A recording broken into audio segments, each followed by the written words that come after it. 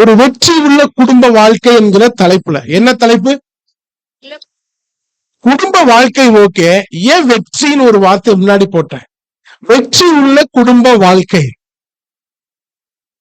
இன்னைக்கு அநேக குடும்பங்கள், அநேக திருமணங்கள் எங்க தெரியுமா போய் முடியுது? தோல்வியில தான் முடியுது. ஏங்க தோல்வியில முடியுது? நான் சிந்திச்சுட்டு இருந்த திங்கக்கிழமையில இருந்து, ஆண்டவரே ஏன் ஆண்டவரே தோல்வியில முடியுது? திருமணத்தை உண்டாக்கினவன் கர்த்தர் தானே, ஆனா ஏன் தோல்வியில முடியுது?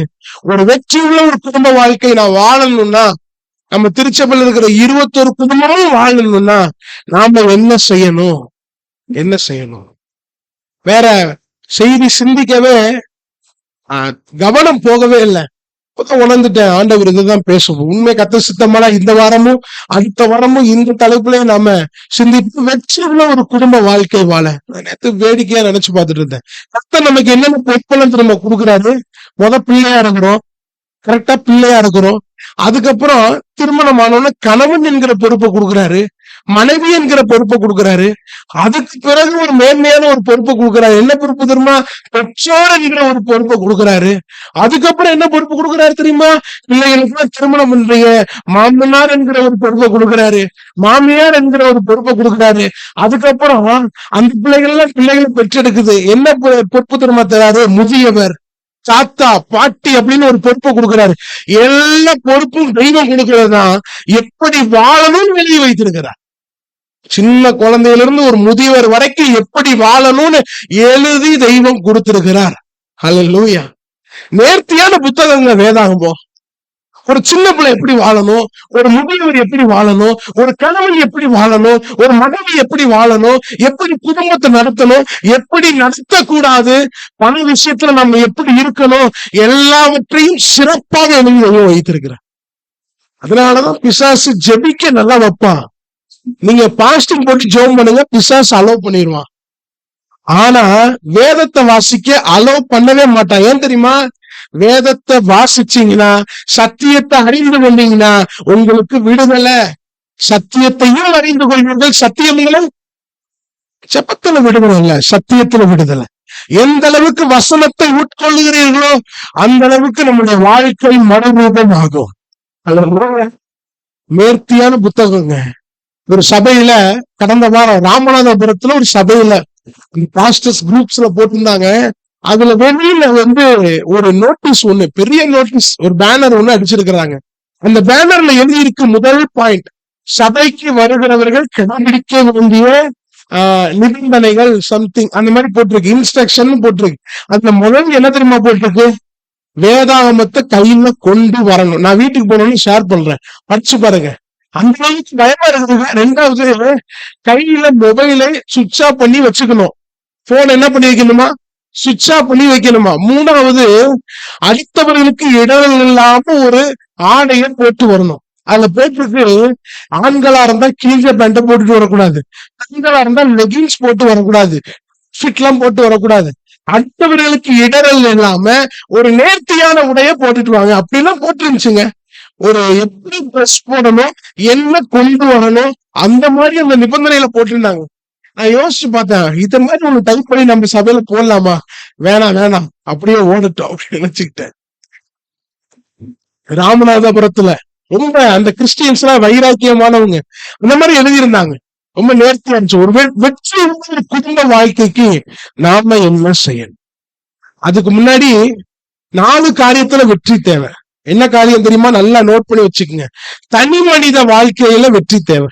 பர்சனல் லைஃப் இருக்குல்ல, தனி மனித ஜீவியத்துல என்ன தேவை? வெற்றி தேவை. ரெண்டாவது, குடும்ப வாழ்க்கையில வெற்றி தேவை. கணவன், மனைவி, பிள்ளைகள், என் குடும்ப வாழ்க்கையில என்ன தேவை? வெற்றி தேவை.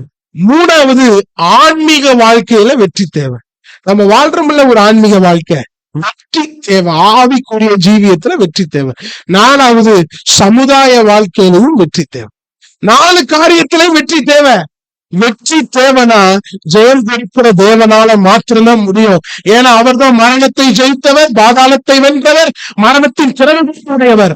அவர் தான் ஜெயம் கொடுக்க முடியும். அல்லேலூயா, ஆமென். கர்த்தரை தெய்வமாக கொண்ட ஜனம் பாக்கியம் உள்ளது. ஏன் தெரியுமா? நம்ம ஆண்டவர் ஜெயம் கொடுக்கிறவர். அவங்க 4 காரியத்திலும் ஜெயம் கொடுத்த தேவனால முடியுங்க நமக்கு. இத படிக்கிறதுக்கு முன்னாடி என் மனசுல ஒரு காரியம் தோணுது, அதனால நான் சொல்லிடுறேன்.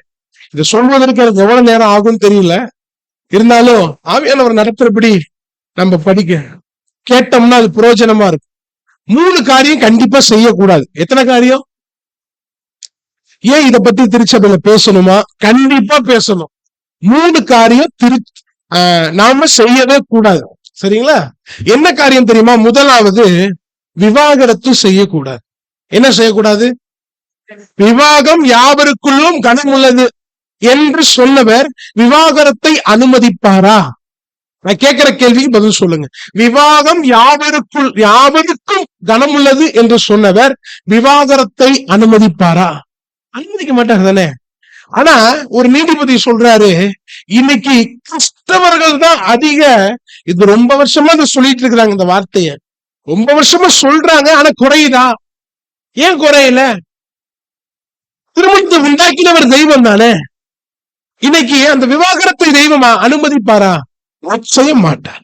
மத்தேயு 10ஆம் அதிகாரம் 19ஆம் அதிகாரத்துல ஒரு சந்தேகம் கேட்கிறாங்க, மோசே அனுமதிச்சார்ல, நீங்க என்ன இப்படி சொல்றீங்க அப்படின்னு சொல்லி இயேசு கிட்ட சந்தேகம் கேட்கும் போது இயேசு சொன்ன பதில நான் காமிச்சு கொடுக்கலாம் பாருங்களேன். 6வது வசனத்துல இருந்து பியூட்டிஃபுல்லா இருக்கும். மத்தேயு 19:6 இருந்து வாசிங்களேன். அவர்கள் இருவராயிராமல் ஒரே மாம்சமா இருக்கிறார். ஊழியர் சொல்லுவாரு, அழகா சொல்லுவாரு, அது நல்லா இருக்கும் கேட்கவே. 1+1 = உலக கணக்கு என்னது? 1+1 = 2. ஆனா தெய்வ கணக்கு என்ன தெரியுமாவா? 1+1 = 1. அவர்கள் இருவர் அல்ல, அவர்கள் ஒருவர். ஆமென். சரீரத்துல 2 தெரியலாங்க, ஆனா தேவனுடைய பார்வையில ஒருவர். வாசிங்க. ஆகையால் தேவன் இணைத்ததை மனுஷன் பிரிக்காதிருக்க கடவன். தெய்வம் பிரிப்பாரா? தெய்வம் இணைத்ததை தெய்வம் ஒருபோதும் பிரிக்க மாட்டார். தெய்வம் இணைத்ததை யார் பிரிக்க கூடாது? மனுஷன் பிரிக்க. வேலையை அங்க காட்டிராதங்கிறார். அடுத்து வாசிங்க. அதற்கு அவர்கள், அப்படியானால் தள்ளுதல் சீட்டை கொடுத்து அவளை தள்ளிவிடலாம் என்று மோசே ஏன் கட்டளையிட்டார்? மோசே இந்த மாதிரி தள்ளுதல் சீட்டு கொடுத்து ரிஜெக்ட் பண்ணலாம்னு சொல்லி அனுமதிச்சார்ல, ஏன்னு கேட்கிறாங்க. கரெக்ட் தானே கேட்டது? அடுத்து என்ன சொல்றாரு பாரு. கேட்டு அவர், உங்கள் மனைவிகளை தள்ளிவிடலாம் என்று உங்கள் இருதய கடினத்தின் நிமித்தம் மோசே உங்களுக்கு இடம் கொடுத்தார். ஆதி முதலாய் அப்படி. என்னங்க அர்த்தம்? இருதய கடினத்தினாலதான் மோசே அலோவ் பண்ணாரு. ஆதி முதலாய்னா ஆதாம் ஏவாள் காலத்திலிருந்து அப்படி இல்ல. தெய்வம் விவாகரத்தை அனுமதிக்கிறது இல்ல. ஹல்லேலூயா. தெய்வம் அனுமதிக்கவே மாட்டாருங்க. மல்கியா 2:16 வாசிக்கிறோம். எடுக்க வேண்டாம். தள்ளி விடுதலை நான் என்ன பண்றேன்? வெறுக்கிறேன். வெறுக்கிறேன்னா என்ன அர்த்தம்? நீங்க எதை பார்த்தா வெறுப்பீங்க? நீங்க எதை பார்த்தா வெறுப்பீங்க? பிடிக்காததை பார்த்தா வெறுத்துருவீங்களா? ஏதோ ஒரு ஆக்ரோஷமா அரோசியமா பார்த்தா என்ன இருக்கும்? எனக்கு ஒண்ணு நல்ல ஞாபகம் இருக்கு. ஒரு நாள் பள்ளிக்கூடத்துல படிக்கும் போது நடந்த சம்பவம். ஏன்னா அது எனக்கு ரொம்ப வெறுப்பா இருந்துச்சு, அதனால இன்னும் மனசுல போல. சாப்பிட்டுட்டு இருக்கும் போது பக்கத்துல ஒருத்தன் அப்படியே வாந்தி எடுத்துட்டான். டிஃபனை திறந்து சாப்பிட்டுட்டு இருக்கும் போது பக்கத்துல அவ்வளவு வெறுப்பா இருந்துச்சு. தெய்வம் சொல்றாரு, தள்ளி விடுதலை நான் என்ன பண்றேன்? வெறுக்கிறேன். ஏன்னா அவருக்கு பிடிக்காது. அவருக்கு பிடிக்காது. விவாகம் யாவருக்குள்ளும் கனம் உள்ளது. இந்த வசனத்துல நாம் எங்க தெரியுமா கேட்போம்? கல்யாண வீட்டுல மட்டும்தான் கேட்போம். தினமும் மனதில் கொள்ள வேண்டிய வார்த்தை. தெய்வம் இணைத்ததை மனுஷன் பிரிக்காதிருக்க கடவன் என்பதை தினமும் மனதில் கொள்ள வேண்டிய ஒரு வார்த்தை. ஆமா, கல்யாணம் யாராவது வச்சா அங்க கேட்போம். அப்படி இல்லை. 2வது நாம என்ன தெரியுமா செய்யக்கூடாது? இதெல்லாம் செய்தி இல்ல, இதுக்கப்புறம் தான் எடுக்க போறேன். இது 2வது என்ன தெரியுமா செய்யக்கூடாது? என்ன தெரியுமா? யாராவது கெஸ் பண்ணுங்களேன். கருக்கலைப்பு செய்யக்கூடாது. 2வது என்ன செய்யக்கூடாது? கருக்கலைப்பு செய்யக்கூடாது. நான் சிந்திச்சு பார்த்தேன், ஏன் ஆண்டவரே நேத்து உட்கார்ந்து யோசிச்சுட்டு இருந்தேன், எதெல்லாம் செய்யக்கூடாது? கருக்கலைப்பு செய்யக்கூடாது. ஏங்க செய்யக்கூடாது? பிள்ளை இப்பதான் பிறந்துச்சு. பிறந்த அடுத்த 10 மாசத்துல இன்னொன்னு தங்கிருச்சு. அப்ப 2ஐயும் வளர்க்கறது ரொம்ப சிரமம். கருக்கலைப்பு செய்யக்கூடாது. கருக்கலைப்பு செஞ்சா என்ன தப்பு அப்படின்னு நாம நினைப்போம். யாத்திராகமம்ல ஒரு வசனத்தை காமிச்சு கொடுக்குறேன், 20ஆம் அதிகாரம்ல நினைக்கிறேன். ராமசேஸ்ல இருந்து இஸ்ரவேல் ஜனங்கள் வெளியில வருவாங்க. வெளியில வரும்போது கர்த்தருடைய வார்த்தை அவர்களுக்கு என்ன தெரியுமா வரும்? கொலை செய்யாதேன்னு சொல்லுவார் ஆண்டவர். அப்படின்னா என்னங்க அர்த்தம்? யாரை பார்த்து சொன்னாரு? தம்முடைய ஜனத்தை பார்த்து சொன்னாரு, நீ கொலை செய்யாதே. அப்படின்னு என்ன அர்த்தம்? டே, கற்பத்துக்குள்ள செஞ்சாலும் கொலைதான், கற்பத்துக்கு வெளியில செஞ்சாலும் கொலைதான். நீ கொலை செய்யாத, கருக்கலைப்பு செய்யக்கூடாது. தேவனுடைய பலிமரணத்தை விசுவாசித்து கர்த்தராகி இயேசு கிறிஸ்துவை ஏற்றுக்கொண்டவர்கள் நிச்சயமா கருக்கலைப்பு செய்யவே கூடாது, செய்யவே கூடாது. இன்னொன்னு வேதனையா சொல்றேன் பாருங்களேன். ஒரு குழந்தைய நம்ம கருக்கலைப்பு செய்தோம்னா அந்த குழந்தைய குறித்து கர்த்தர் வைக்கிற திட்டத்தை சதித்திட்டம் அழிக்கிறோம். கரெக்டா இல்லையா? பிளான் பண்ணி என்ன செய்யணும்? அந்த குழந்தைய குறித்து கர்த்தர் வைத்திருக்கிற திட்டத்தை என்ன பண்றது தெரியுமா? சதி திட்டம் போட்டு. எவ்வளவு வேதனையாவது தெரியுமா? தெய்வம் எவ்வளவு வேதனைப்படுவார் தெரியுமா? எவ்வளவு வேதனைப்படுவார் தெரியுமா? கருக்கலைப்பு ஒருபோதும் செய்யவே கூடாது. இந்த செய்திகள் எல்லாம் ஃபியூச்சர்ல வாலிபர்கள் உங்களுக்கு எல்லாம் தேவைப்படும். மூன்றாவது என்ன தெரியுமா செய்யக்கூடாது? என்ன தெரியுமா செய்யக்கூடாது? குடும்ப கட்டுப்பாடு செய்யக்கூடாது. என்ன செய்யக்கூடாது? குடும்ப கட்டுப்பாடு ஒருபோதும் செய்யவே கூடாது. ஆண்டவர் ஆதாமை உண்டாக்கின பிறகு நீங்கள் பழகி பெருகி பூமியை நிரப்பி, நான் நிரப்ப ரெடி, யாரு குடும்பத்தை பாக்குறது அப்படின்றீங்களா? குடும்ப கட்டுப்பாடு செய்யக்கூடாது. கட்டுப்பாடா வாழ கத்துக்கணும். மருத்துவர் கற்றுக் கொடுக்கிறாங்களாம், கட்டுப்பாடா வாழ. கட்டுப்பாடு பண்ணாம கட்டுப்பாடா வாழ மருத்துவர் கற்றுக் கொடுக்கிறாங்களாம். குடும்ப கட்டுப்பாட தெய்வம் அங்கீகரிக்கவே இல்லைங்க, அங்கீகரிக்கவே இல்லை. 1 நாளாகமும் 25:5 நினைக்கிறேன், எடுத்து வாசிக்கல. 1 நாளாகமும் 25:5.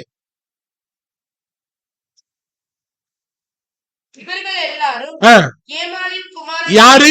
ஏமானின் குமாரர்கள். 14 குமாரர்கள். எத்தனை பிள்ளை மொத்தம் சொல்லுங்க பாக்கலாம்? 14 குமாரர்கள், 3 குமாரத்திகள். யாருக்கு? ஏமானுக்கு. யார் கொடுத்தா? அந்த வார்த்தை தான் ரொம்ப முக்கியம். தேவன் கொடுத்தா. ஏசா கிட்ட யாக்கோபு சொல்லுவாரு, கர்த்தர் அருளின பிள்ளைகள். யோசேப்பு தன்னுடைய தகப்பன்ட்ட சொல்வாரு, தேவன் அருளின பிள்ளைகள். பிள்ளை யார் தெரியுமா கொடுக்கிறது? கர்த்தர் தான் கொடுக்கிறது. இன்னைக்கு அநேகருக்கு இந்த பாக்கியம் கிடைக்காத பட்சத்துல கர்த்தர் நமக்கு அந்த பாக்கியத்தை கொடுக்கிறார் என்றால் அந்த சுதந்திரத்தையும் அந்த பலனையும் கண்ட்ரோல் பண்ணக்கூடாது. கட்டுப்பாடு கூடாதுங்க, கட்டுப்பாடு கூடாது. 3 காரியம் கூடாது. என்னென்ன? விவாகரத்து கூடாது, 2வது கருக்கலைப்பு செய்யக்கூடாது, 3வது குடும்ப கட்டுப்பாடு கூடாது. எனக்கு நல்லா ஞாபகம் இருக்கு, ஒருத்தர் சொன்னாரு, அவருக்கு திருமணம் ஆகி முதல் பிள்ளை பிறந்துருச்சு, உடனே பிறந்துருச்சு. 2வது பிள்ளை இப்ப அவருக்கு வயசாயிருச்சு. நீங்க உன்னை யாருன்னு சிந்திச்சுட்டு இருக்காதீங்க. 2வது பிள்ளை 3வது பிள்ளை எல்லாம் பிறக்கும் போது 1வது பிள்ளைக்கும் 3வது பிள்ளைக்கும் வித்தியாசம் ஏறக்குறைய 15 வயசோ 13 வயசோ. 1வது பிள்ளைக்கும் 3வது பிள்ளைக்கும் உறவினர்கள் எல்லாம் சொன்னாங்களா, ஏன்னா இந்த வயசுல போய் பிள்ளை பெக்கலாமா அப்படின்னு சொல்லும் போது அவர் சொன்னாராம், கர்த்தர் எனக்கு கொடுத்தாரு, நான் பெக்க போறேன். மருத்துவர் சொன்னாங்களாம், இந்த வயசுல நீங்க பிள்ளை பெத்தீங்கன்னா அது முடமா வரும் அப்படின்னு. அவர் சொன்னாராம், அது நொண்டியா இருந்தாலும் நான் அதை என்ன பண்ணுவேன், அதை பாதுகாக்க கர்த்தர் எனக்கு கிருபையை கொடுத்திருக்கிறாருன்னு சொன்னார். பிள்ளை ஒரு பாக்கியங்க. அடுத்த வாரம் எல்லாம் பிள்ளைகளை குறிச்சுதான் படிக்கணும். இந்த வாரம் 2 தலைப்பு தான், ஏன்னா நமக்கு நேரம் பத்தாது. பிள்ளைகள் ஒரு பாக்கியம். குடும்ப கட்டுப்பாடு ஒருபோதும் செய்ய கூடாது. முதியவர்கள்லாம் உங்க பிள்ளைகளுக்கு என்ன தெரியுமா ஆலோசனை கொடுக்கணும்? கட்டுப்பாடா வாழு, கட்டுப்பாடு செய்யாத. மருத்துவர்கிட்ட போய் துட்ட கொடுத்துறாத. கட்டுப்பாடா வாழு, கட்டுப்பாடு செய்ய. அல்லேலூயா. இப்ப செய்திக்குள்ள கடந்து போலாம்.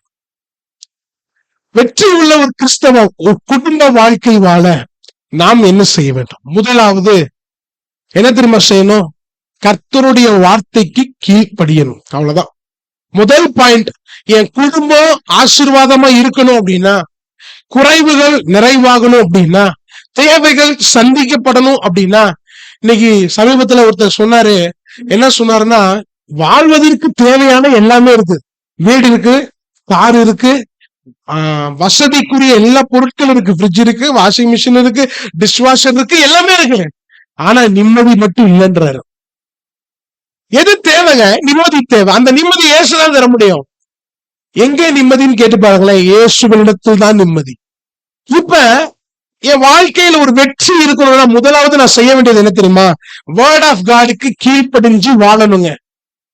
ஒரு மனைவி எப்படி வாழ வேண்டும், ஒரு கணவன் எப்படி வாழணும், ஒரு பிள்ளை எப்படி வாழணும், ஒரு பிதாவும் தகப்பன் பிள்ளையை எப்படி நடத்தணும், பிள்ளைகள் பெற்றோருக்கு எப்படி நடக்கணும், முதியவர்கள் எப்படி இருக்கணும், ஒரு மாமனார் எப்படி இருக்கணும், மாமியார் எப்படி இருக்கணும், எல்லாத்தையும் தெய்வம் எழுதி கொடுத்திருக்கிறாரு. அதன்படி வாழும்போது மரியாதை சொன்னாங்க, அவர் என்ன சொல்றாரோ அதன்படி செய்யும் போது பச்சாடிகள் நிரம்பும். சொந்தக்காரெல்லாம் வந்து கேட்பான், இதுவரைக்கும் இந்த மாதிரி சுவையில நான் சாப்பிட்டதே இல்லை. நம்ம வாழ்க்கை சுவைகளதாய் மாறும். படி வாழ்ந்தோம்னா நம்ம வாழ்க்கையில ஒரு சுவை இருக்குங்க. சுவை இருக்கும். முதலாவது கீழ்ப்படிதல் அவசியம். உபாகமம் 28:1 கர்த்தர் உன்னை மேன்மையாக வைப்பார். இதெல்லாம் நம்ம வீட்டுல போர்டுல வச்சிருப்போம். ஆனா யார மேன்மையா தெரியுமா வைப்பாரு? யார மேன்மையா வைப்பாரு சொல்லுங்க பாக்கலாம். அந்த வசனத்தை எடுத்து வாசிங்களா. 28:1.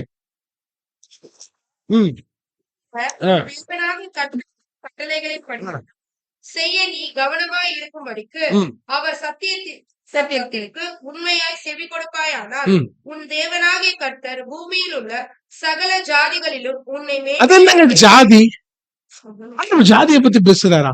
அங்க சொல்லுகிறது ஜனங்களிலும், நேஷன்ஸ் தான் ஆண்டவர் சொல்றாரு. எப்படி வைப்பாரா? மேன்மையா வைப்பார். யாரா தெரியுமா? கர்த்தருக்கு கீழ்ப்படிந்து வாழுகிறவனை கர்த்தர் மேன்மையா வைப்பாரு. ஹல்லேலூயா. வசனம் பொய் சொல்லுமா? நிச்சயம் பொய் சொல்லாது.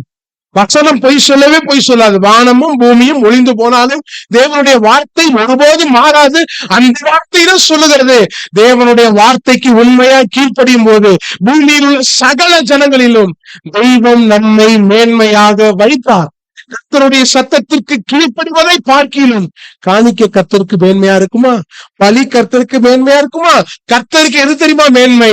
நான் அவருடைய சத்தத்துக்கு கீழ்ப்படிவதுதான் மேன்மை. இன்னைக்கு ஒரு வசனத்தை வாசிக்க போறோம்.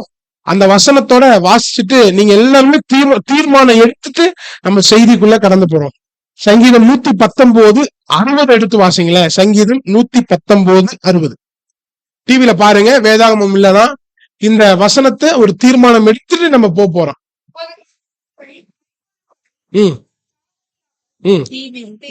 என்னவா? தாமதியாமல். எல்லாரும் சேர்ந்து சொல்லுங்க. இன்னைக்கு கர்த்தர் பேச போற அந்த வசனத்தின்படி தாமதியாமல் தீவிரிப்பேன் அப்படின்னு தெரியுமா அர்த்தம்? டிலே பண்ணாம கீழ்ப்படிவேன்னு அர்த்தம். தெய்வம் இன்னைக்கு என் கூட பேச போறாரு. அது நல்லா தெரிஞ்சு போச்சு. டிலே பண்ணாம கீழ்ப்படிவேன்னு ஒரு சிந்தையோட வரீங்களா?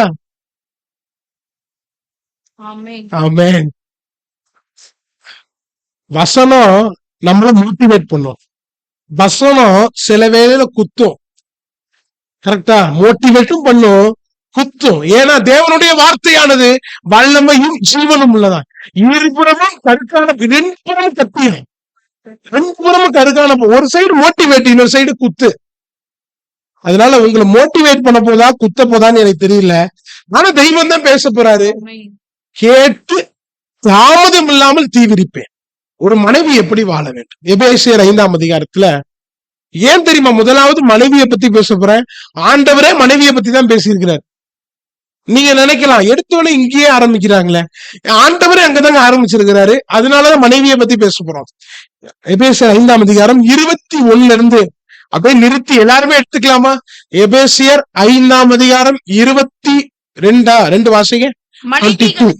கர்த்தருக்கு கீழ்ப்படிகிறது போல உங்கள் சொந்த புருஷருக்கு கீழ்ப்படியுங்கள். இப்ப நான் ஒரு கேள்வி கேட்கிறேன், நீங்க தான் பதில் சொல்லணும். ஏன் ஆண்டவர் ஃபர்ஸ்ட் யார உண்டாக்குனாரு? அதான். அப்பனா புருஷர்கள்னு எழுதி இருக்கலாம்ல, ஏன் மனைவி எழுதினாரு? மனைவி தெரிஞ்சவங்க சொல்லுங்களேன். மனைவி பேச்சவர் அங்க கேட்டதுனால மனைவிக்கு தான் வேணும். மனைவியால அவன் விழுந்துட்டான். அதனால எங்க இருந்து நம்ம ஆரம்பிக்கிறாரு? தெய்வம் எதையுமே நோக்கம் இல்லாம எழுத மாட்டாருங்க. அவர் ஒரு வார்த்தை எழுதினாலும் அதுல அர்த்தம் உண்டு.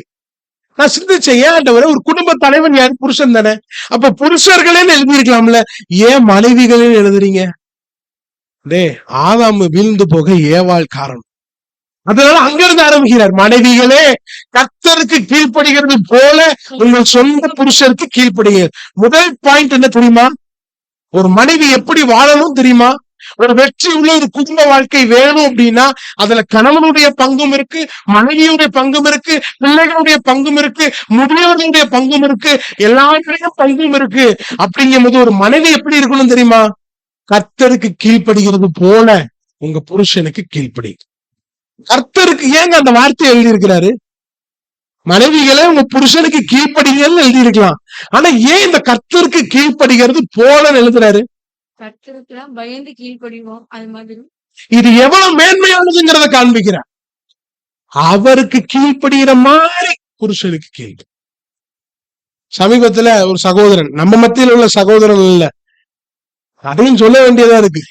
அவர் பேசிட்டு இருக்கும்போது சொன்னாரு, அவருக்கு கேட்கும் போது எனக்கு மகிழ்ச்சியா இருந்துச்சு. அவர் ஒரு குறைவான ஊதியத்துல வேலை பார்க்கிறார். ஒரு குறைவான ஊதியத்துல வேலை பார்க்கிறார். இப்ப என்னோட வேலைக்கு சேர்ந்து இருக்கிறாரு. ஒரு குறைவான ஊதியத்துல வேலை பார்க்க. அவருக்கு ஒரு மனைவி உண்டு. ஆனா மனைவி எப்படிப்பட்டவங்க தெரியுமா?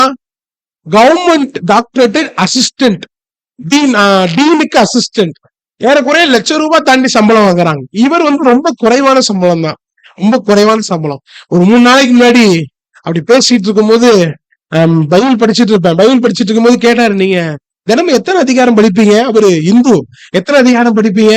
2 அதிகாரம் அந்த மாதிரி படிப்பேன், நீங்களும் வேணா படிச்சு பாருங்க. அந்த மாதிரி பேசிட்டு இருக்கும்போது அப்ப ஒரு வார்த்தை சொன்னாரு, கடவுள் கொடுத்த பரிசு எனக்கு என்ன தெரியுமா? எனக்கு மனைவிதான் அப்படின்னாரு. ஏன் என்ன காரணம்னு கேட்கும்போது சொன்னாரு, அவங்க ₹1,00,000 மேல சம்பளம் வாங்குறாங்க, என்னுடைய சம்பளம் ரொம்ப குறைவு, ஆனாலும் இது வரைக்கும் என்ன ஒரு முறை கூட கனவீனமா அவங்க நடத்தினதே இல்லை. ஒரு புறஜாதி கொடுத்த சாட்சி, இது வரைக்கும் ஒரு முறை கூட கனவீனமா என்ன பண்ணது இல்ல, என்ன நடத்துறது இல்ல, என்னை கேட்காம எதுவும் செஞ்சது இல்ல அப்படின்னு எனக்கு அவ்வளோ ஆச்சரியம். ஒரு பக்கம் அவங்களுக்கு பைபிள் தெரியாதுங்க, ஆனா வசனப்படி வாழ்றாங்க. நமக்கு பைபிள் தெரியுங்க, ஆனா வசனம் கிரியை செய்ய மாட்டேங்குது. அதான் வேதனை. வேதாகமம் தெரியும், ஆனா வசனம் கிரியை செய்யறது இல்ல. சமீபத்துல நிறைய பேர் இந்த மாதிரி பேசுறதெல்லாம் என் காதுல விழுவுது. என்னன்னா, கர்த்தரை ஏற்றுக்கொண்ட பிள்ளைகள் தான் ரொம்ப டேஞ்சரா இருக்குது, கர்த்தரை ஏற்றுக்கொள்ளாத பிள்ளைகளை காட்டிலும். இந்த வார்த்தை ஏன் வருது? இந்த வார்த்தை ஏங்க வருது? இந்த வார்த்தை ஏன் வருது? அந்த பிள்ளைகளுக்கு தெய்வத்துடைய வார்த்தையின்படி வாழணும்னு தெரியறது இல்ல. அதனால நான் இப்ப தீர்மானம் பண்ணிட்டு இருந்தேன், ஜெபம் பண்ணும் போதே எனக்குள்ள ஒரு தீர்மானம், இனிமே நம்ம திருச்சபையில யாராவது ஒருத்தருக்கு திருமணம் அப்படின்னா, அது ஆணா இருந்தாலும் சரி பெண்ணா இருந்தாலும் சரி, திருமணத்துக்கு முன்னாடி 10 நாள் கூப்பிட்டு, ஐயா நீ எப்படி எல்லாம் வாழணும்னு சொல்லி ஒரு 1/2 hour அவரோட செலவு பண்ணிடலாம் அப்படின்னு சொல்லி நினைச்சேன். ஏன்னா கல்யாணம் ஆகி போயிடுவாங்க. கல்யாணம் ஆகி போனோடனே அந்த பொண்ணை மட்டும் திட்ட மாட்டான், பொண்ணுடைய அப்பா அம்மாவையும் திட்ட மாட்டான், நம்மளையும் சேர்ந்து திட்டிட்டு இருப்பான். நம்ம என்னையா பண்ணோம், நம்மளும் சேர்ந்து திட்டுறீங்க, இதான் சபையில சொல்லி கொடுத்தாங்களா அப்படிமாங்க. அதனால 1/2 hour எடுக்கிறதுல மாற போறது இல்ல, இருந்தாலும் நம்முடைய கடமையை சரியா செஞ்சிடணும். ஏங்க, மனைவிகள் என்ன தெரியுமா செய்யணுமா? புருஷருக்கு கீழ்ப்படியணும். எப்படி கீழ்ப்படுகிறது? 23 வாசிங்களே. 23. சபைக்கு தலையா இருக்கிறது போல புருஷனும் மனைவிக்கு தலையா இருக்கிறான். மனைவிக்கு தலைவர் ஒருத்தர் இருக்கிறாரு, யார் தெரியுமா?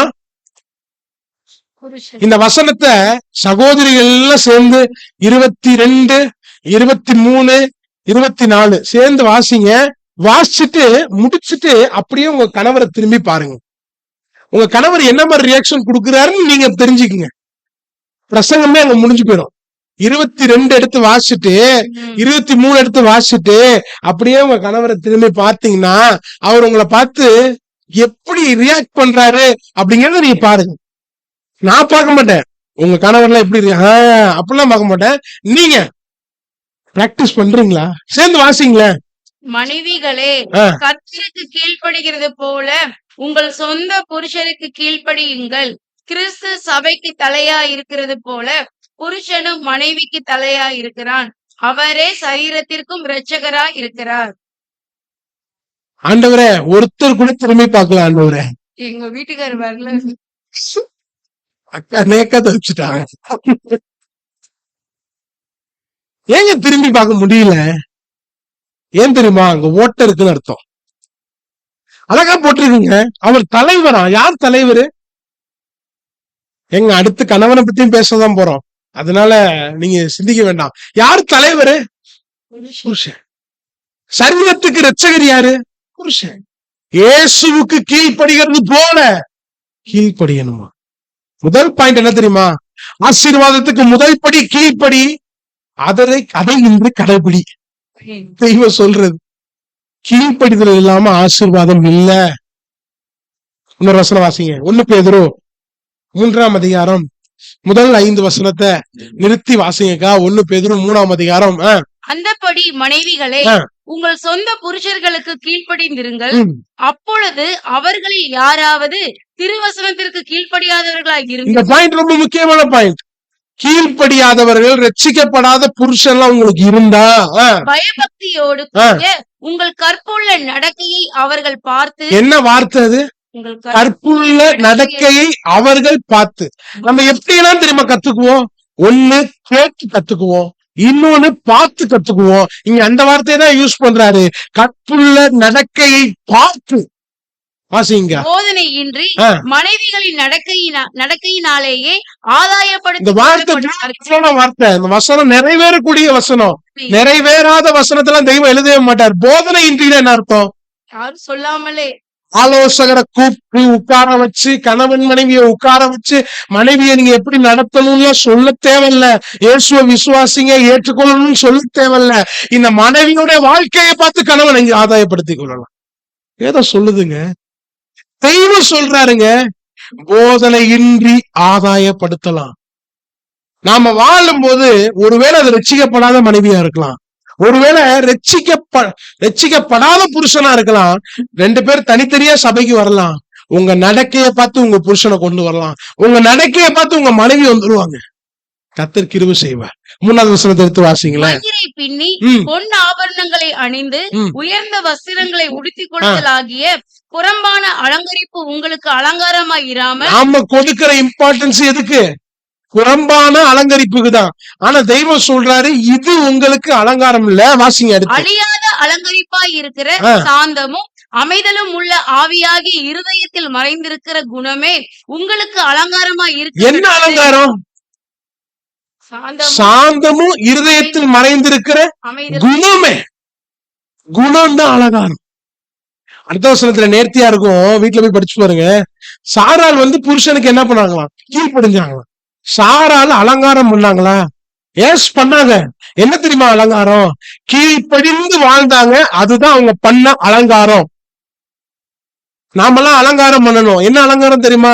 புருஷனுக்கு கீழ்ப்படுகிறது ஒரு அலங்காரம். அதான் அலங்காரம். குணம் தான் ஒரு அலங்காரம். பணம் அலங்காரம் இல்ல, குணம் தான் அலங்காரம். குணம் தான் அலங்காரம். சாந்தமும் அமைதலுள்ள ஆவி அப்படின்னா என்ன அர்த்தம்? இந்த வசனத்தை, இந்த வார்த்தையை வாசிச்சுட்டு உங்க கணவனை திரும்பி பாக்குறீங்களா? சாந்தமும் அமைதலுள்ள ஆவியா. அக்கா வரல, அக்கா அண்ணன் வரல. சாந்தமும் அமைதலுள்ள ஆவி திரும்பி பார்க்க முடியுமா? அமைதலுள்ள ஆவி இருக்கா? சந்தை பண்ணுகிற ஆவி இருக்கா? சாந்த சொருபியா இல்ல கோபக்காரியா? சிந்திக்கணுமே, சிந்திக்கணும். இந்த குணம் தான் அலங்காரம். வெளியான அலங்காரம் எல்லாம் நமக்கு தேவையா தேவையில்லையா அதை பத்தி நான் பேசல. ஆனா உள்ள அலங்காரம் தேவை. அந்த அலங்காரத்தை தான் தெய்வம் அங்கீகரிக்கிறார். அல்லேலூயா. என்ன தெரியுமா அலங்காரம்? குணம்தான் அலங்காரம். இந்த வசனத்தை வாசிங்களே. நீதிமொழிகள் 12:4 எடுத்து வாசிங்க. 12:4. இதெல்லாம் நீங்க தெரிஞ்சுக்கங்க, அடுத்தவங்களுக்கு சொல்லி கொடுங்க. 12:14. 12:4. குணசாலியான ஸ்திரீ தன் புருஷனுக்கு கிரீடம். போதுங்க. அது என்ன கிரீடம்? குணசாலியான ஸ்திரீ தன் புருஷனுக்கு கிரீடம் அப்படின்னு என்ன அர்த்தம்? கிரீடத்தை யார் போடுவா? ராஜா தானே. ஒரு கிரீடத்தை போட்டு ஒருத்தர் நடந்து வந்தாருனால நீங்க என்ன நினைப்பீங்க? இப்ப நான் இப்படி பிராக்டிகலா சிந்திக்கிறேன். ஒரு ராஜா என்றால் அரசாளுகிறவன் என்ற அர்த்தம். ஒரு ராஜாவென்றால் அரசாளுகிறவன் அர்த்தம். அவன் நல்ல அரசாளணும், கரெக்டா இல்லையா? அவன் நல்ல அரசாளணும், கரெக்டா? இப்ப வீட்டுல மனைவி இருக்கிறா, அந்த மனைவி ஒரு யுத்தக்காரியா இருக்கிறான்னு வச்சுக்குவோம், ஒரு சண்டைக்காரியா வச்சுக்குவோம். அப்படி இருந்தா புருஷனுடைய அரசாட்சி எப்படி இருக்கும்? ஃபெயிலியர் நீங்களே சொல்றீங்க தெரியுமா? குணசாலியான ஸ்திரீ தன் புருஷனுக்கு கிரீடம்னு என்ன தெரியுமா அர்த்தம்? அவன் நல்ல அரசாட்சி செய்ய அவன் வீட்டை நல்லா பாத்துக்கிறான்னு அர்த்தம். அவன் நல்ல அரசாட்சி செய்யறாங்க, அதுக்கு காரணம் என்னன்னா ஈடன்ல இருக்கிற ஒய்ஃப் வீட்டை நல்லா பாத்துக்கிறான்னு அர்த்தம். ரொம்ப முக்கியம். குணசாலியான ஸ்திரீயா இருக்கிறது முக்கியம்.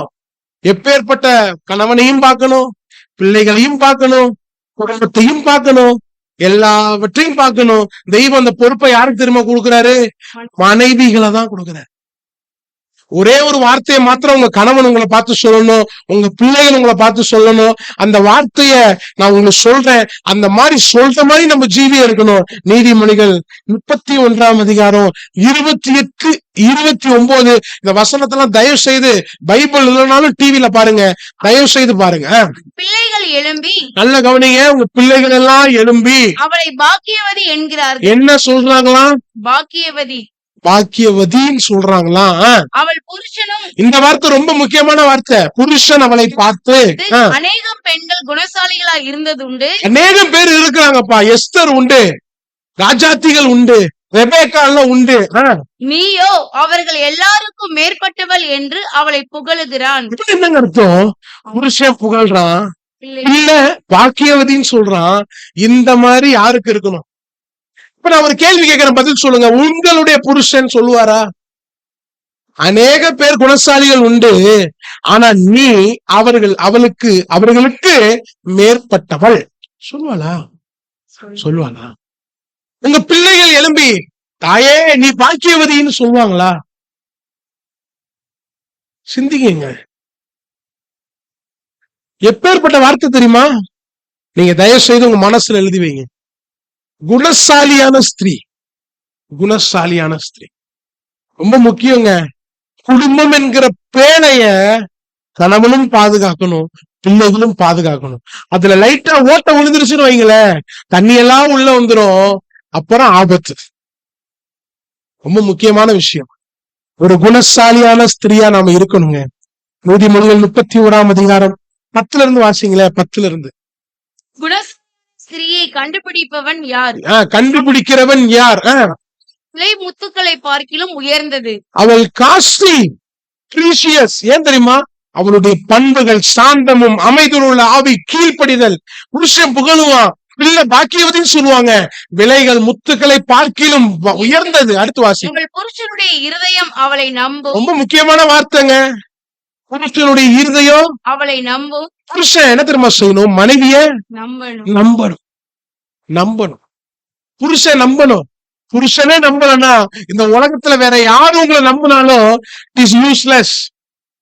யார் தெரியுமா உங்களை நம்பணும்? ஒண்ணு புருஷன் நம்பணும், இன்னொன்னு தேவன் நம்பணும். ரெண்டு தான் நம்பணும். தேவன் என்னை நம்புறதுனாலதான் இந்த நாள் வரைக்கும் ஜீவத்தை கொடுத்துட்டு இருக்கிறார். புருஷனும் என்னை நம்ப வேண்டும். ஒரு ஊழியர் சொல்லுவாரு, 6 வயசு வரைக்கும் அம்மா குழந்தைய பார்க்கணுமா, 6 வயசுக்கு மேல அப்பா குழந்தைய பார்க்கணுமா. 6 வயசுக்கு மேலதான் அந்த பிள்ளைக்கு என்ன கிடைக்கும் தெரியுமா? லேர்னிங் ஸ்கில்ஸ் எல்லாம் அதிகம் வரும். பார்த்து பார்த்து கத்துக்கணும். அந்த பிள்ளை யாரை பார்க்கணும் தெரியுமா? அப்பாவை பார்க்கணுமா, அம்மாவை பார்க்கணுமா அப்படின்னு சொல்லி. அப்ப குடும்ப பொறுப்புல 2 பேருக்கும் பங்கு உண்டுன்னு அந்த ஊழியர் சொல்றாரு. இப்ப நானும் அதைதான் சொல்றேன். புருஷனுடைய இருதயம் யார் தெரியுமா நம்பணும்? மனைவியை நம்பணும், மனைவியை நம்பணும். அந்த இடத்துல சின்னதா நம்பிக்கையற்ற ஒரு நிலை வந்துருச்சுன்னு வைங்களேன், ₹1,00,000 இல்ல ₹1,00,00,000 கொடுத்தாலும் ஒட்டவே முடியாது. கடைசி வரைக்கும் அவர் அந்த நம்பிக்கைக்குள்ளே வரமாட்டாரு. நடத்தையினால நான் ஆதாயப்படுத்தணும், புருஷன் நம்புற மாதிரி வாழணும், எல்லா பண விஷயத்துல நம்பணும், ஒரு விஷயத்துல நம்பணும், பிள்ளைகள் வளர்ப்பு விஷயத்துல நம்பணும். குணசாலியான ஸ்திரீயாய் நான் வாழணும். அவள் சம்பத்து குறையாது. இங்க நல்ல கவனிங்களேன், அவன் சம்பத்து குறையாதுன்னு போட்டிருக்கு. அப்படின்னா என்ன அர்த்தம்? ஒரு மனைவி இப்படி வாழும் போது புருஷனுக்கு ஆசீர்வாதம். புருஷனுடைய சம்பத்து குறையாது. அப்ப புருஷனுக்கு ஓட்டையா இருக்குன்னா என்னங்க அர்த்தம்? அப்படியே சிந்திக்கணுங்க. அது 12 எடுத்து வாசிங்களேன். 12. அவள் உயிரோடு இருக்கிற நாளெல்லாம் இது ரொம்ப முக்கியமான வார்த்தை. அவள் உயிரோடு இருக்கும் நாளெல்லாம் அவனுக்கு தீமையை அல்ல நன்மையே செய்கிறாள். நான் இந்த ஒரு வார்த்தையை நான் சேர்த்து சொல்றேன். இந்த வார்த்தையை நீங்க அடுத்தது நம்ம எல்லாரும் என்னையும் தான் சிந்திப்பேன். நானும் ஒரு புருஷன் தான். நீங்க நினைக்கிறீங்க மனைவினோட ரொம்ப ஈஸியா பேசிட்டு இருக்கிறேன். அப்படி கிடையாது. நம்மளும் தான் படிக்க போறோம். அவள் உயிரோடு இருக்கும் நாளெல்லாம் அவனுக்குன்னா எவனுக்கு? நான் ஒரு வார்த்தை சொல்லவா? புருஷனுக்கும் புருஷன் வீட்டாருக்கும் தீமை அல்ல நன்மையே செய்கிறது. அவள் உயிரோடு இருக்கும் நாளெல்லாம் புருஷனுக்கும் புருஷன் வீட்டாருக்கும் தீமை அல்ல நன்மையே செய்கிறார். யாருங்க? மனைவி. புருஷனுக்கும் புருஷன் வீட்டாருக்கும் நாம செய்யறோமா? தீமையல்ல நன்மையே செய்கிறான். அடுத்த வசனம் 13 எடுத்து வாசிங்களேன். ஆட்டு மயிரையும் சணலையும் தேடி தன் கைகளினால் உற்சாகத்தோட வேலை என்னங்க அர்த்தம்? வேலை செய்கிறாள்னு சொல்லி இருக்கலாம். உற்சாகத்தோட வேலை செய்கிறாள் அப்படின்னு என்ன அர்த்தம்? அவள் சோம்பல் உள்ளவள் அல்ல. ஷேர் பண்ணிக்கலாங்க, குடும்பத்தை ஷேர் பண்ணிக்கலாம். அதாவது நான் பிள்ளைகளை கிளப்புறேன், நீ என்ன செய், சம. இல்ல நான் சமைச்சர்றேன், நீ என்ன பண்ணு, பிள்ளைங்களை கிளப்பு, குளிக்க ஊத்து. இந்த மாதிரி எல்லாம் ஷேர் பண்ணிக்கலாம், தவறு இல்ல. ஆனா உற்சாகத்தோடு கசப்போட வேலை செய்யக்கூடாது. பாத்திரமெல்லாம் உருளக்கூடாது. எப்படி செய்யணுமா? உற்சாகத்தோடு. நிறைய பேரு காலையில பிள்ளை ஸ்கூலுக்கு போறான், காலேஜ் போறான், வேலைக்கு போறான் அப்படின்னா அந்த நேரமே கிச்சனே புற ஃபயரா இருக்கும். அந்த நேரம் மனைவியையும் அல்ல அம்மாவையும் டச் பண்ணிட்டீங்க, செத்தீங்க. ஏன் தெரியுமா? அவ்வளவு ஒரு பேர்டனோட இருப்பாங்க. உற்சாகத்தோட வேலை செய்கிறாங்க. அவங்களுக்கு என்ன தெரியுமா பேர்டனு? நீ லேட்டா இருந்துச்சு விடுவோம், உனக்கு சாப்பாடு கட்டிட்டு கொடுக்கணும், அனுப்பணும். உற்சாகத்தோட. அடுத்த வாரம்லாம் பெற்றோருக்குரிய சூப்பர் லெசன் அதெல்லாம் அடுத்த வாரம் படிப்போம். உற்சாகத்தோட வேலை செய்கிறார். 14 எடுத்து வாசிங்களேன். வியாபார கப்பல்களை போல் இருக்கு. இந்த வார்த்தையை கொஞ்ச நேரம் தியானிப்போம். வியாபார கப்பல்னா என்னங்க அர்த்தம்? என்னென்ன கப்பல் இருக்கு? பேசஞ்சர் கப்பல் இருக்கு. அடுத்து வார்ஷிப்னு ஒண்ணு இருக்கு. வார்ஷிப்னா என்ன தெரியுமா? யுத்த கப்பல். மூன்றாவது வியாபார கப்பல், கார்கோ ஷிப்னு சொல்லுவாங்க. இது லோடிங் அன்லோடிங் பண்ணும். ஒரு ஐலாண்டுக்கு வந்துரும், அன்லோடிங் பண்ணிரும், திருப்பி லோட் பண்ணிட்டு போயிரும். இப்ப கொஞ்சம் கற்பனை பண்ணி பாருங்களேன். வியாபார கப்பல் வரும்போது அந்த ஐலாண்ட்ல உள்ள மக்களு அந்த கப்பலை பார்க்கும்போது எப்படி நினைப்பாங்க? அவங்களுக்கு தேவையானது வருதுங்க, ரொம்ப சந்தோஷமா இருப்பாங்கல்ல. அது இல்லைங்க பேசஞ்சர் கப்பல். இங்க போடல, நானே சொல்றேன். பேசஞ்சர் ஷிப்ல என்ன தெரியுமா அர்த்தம்? யாருக்காச்சும் புரியுதா? சொல்லுங்க பாக்கலாம். அது பேசஞ்சர் ஏறுவாங்க இறங்குவாங்க. நான் இப்படி கொஞ்சம் மாத்தி சொல்றேனே. புருஷ வீட்டுல 10 நாள், மாமியார் அம்மா வீட்டுல 10 நாள். புருஷ வீட்டுல 5 நாள், அம்மா வீட்டுல 5 நாள். இது என்ன ஷிப்பு? Passenger ship. ஆனா இன்னொன்னு இருக்குல்ல, வார்ஷிப். அது என்ன வார்ஷிப்? வீட்டுல போனா ஒரே சண்டை தான், அது வார்ஷிப். புருஷனுக்கும் மனைவிக்கும் பிள்ளைகளுக்கும் ஒரே சண்டை தான், வார்ஷிப். மூணாவது என்ன ஷிப் தெரியுமா? வியாபார கப்பல். அது என்ன தெரியுமா? பார்க்கும் போதே ஒரு மகிழ்ச்சி. ஆகாரம் கொடுக்கிறானா? ஆகாரம் கொடு. மணியாச்சு, சோறு போடு. மணியாச்சு, டிஃபன் கொடு. என்ன நேரமாச்சு, டிஃபன் கொடு. கணவன் இப்படி எல்லாம் இல்ல, ஏற்ற நேரத்துல கணவனுக்கும் பிள்ளைக்கும் போஷிக்கிறவளா இருப்பான். வியாபார கப்பலா, பேசஞ்சர் கப்பலா, வார்ஷிப்பா? நம்ம தான் சிந்திக்கணும். ஆண்டவரே, நான் பேசஞ்சர் கப்பல் இல்ல ஆண்டவரே, இங்க 10 நாள் அங்க 10 நாள் இல்ல ஆண்டவரே, நான் வார்ஷிப் இல்ல ஆண்டவரே, நான் வியாபார கப்பலா கர்த்தர் மாற்றணும். ஆமென். 15 எடுத்து வாசிங்களே. இருட்டோட எழுந்து. என்னவா? இருட்டோட எழுந்து. அப்படின்னா என்ன அர்த்தம்? எல்லாரும் தூங்குனதுக்கு அப்புறம் தூங்குறவனும் மனைவிதான். எல்லாரும் எழுந்த பின்பு, எல்லாரும் எழுவதற்கு முன்பு எழுவுறதும் மனைவியா தான் இருக்கணும்ன்றார். இருட்டோட எழுந்து தன் வீட்டாருக்கு ஆகாரம் கொடுத்து தன் வேலைக்காரிகளுக்கு படி அளக்கிறாள். எனக்கு ஒரு ஃபேமிலியை தெரியும். அவங்க எங்க திரும்ப சிக்கனம் பண்ணுவாங்க? வேலைக்காரிக்கு கொடுக்கறதுல சிக்கனம் பண்ணிடுவாங்க. இந்த மாசம் இதை வச்சுக்க, அடுத்த மாசம் சேர்த்து தரேன். ஆனா ஒரு நல்ல மனைவி அப்படி இல்ல, படி அளக்கிறவளா, கொடுக்கிறவளா, பிறருக்கு கொடுக்கிறவளா. அனனியா தன் மனைவி அறிய ஒரு பங்கை வஞ்சித்து வைத்தான்னு பாக்குறோம். மனைவி அறியனா என்ன அர்த்தம்? அவளுக்கு உடன்பாடு இருக்கு. அவனுக்கு உடன்பாடு. அவன் என்ன சொல்லியிருக்கணும், ஏங்க கர்த்தர் விஷயத்துல நம்ம என்ன செய்யக்கூடாது, ஏமாத்த கூடாதுங்க அப்படின்னு சொல்லியிருக்கணுமா இல்லையா? என்ன தெரியுமா ஆச்சு? கடைசியில பொய் சொன்னதுனால, வஞ்சித்ததுனால என்ன தெரியுமா ஆச்சு? புருஷன் செத்து போனது மனைவிக்கு தெரியாது, மனைவி செத்து போனது புருஷனுக்கு தெரியாது. இப்படி ஒரு குடும்பம் உலக சரித்திரத்துல இருக்குதான்னு சொல்லி தெரியல. இப்பெல்லாம் கேள்விப்படுறோம், புருஷன் செத்து போன அதிர்வுல மனைவிகள் இறந்து போயிட்டாங்கன்னு. ஆனா இங்க அவன் செத்த பாடி வச்சு அடக்கம் பண்ணது ஃபனரல் சர்வீஸே பார்க்கல, இவன் இறந்து போனது அவனுக்கு தெரியாது. ஏன் தெரியுமா? மனைவி அறிய சொல்லிருக்கணும்ல. பைபிள்ல ஒரு ஃபேமிலிய சொல்லிட்டு கணவனுக்குள்ள கடந்து போறேன். ஆகாப் அப்படிங்கிற ஒரு ராஜா இருந்தான், இஸ்ரேல்ல ராஜா. அந்த ஆகாப்புக்கு ஒரு மனைவி இருந்தா. இந்த மனைவி யார் தெரியுமா? எசபேல். அந்த மனைவி, இந்த ராஜாவுக்கு ஒரு ஆசை. என்ன ஆசை தெரியுமா? நாபோத்துன்னு பக்கத்து வீட்டுக்காரன் ஒருத்தர் இருந்தான், நாபோத். அந்த நாபோத்துடைய திராட்சை தோட்டம் செழிப்பா இருக்குது.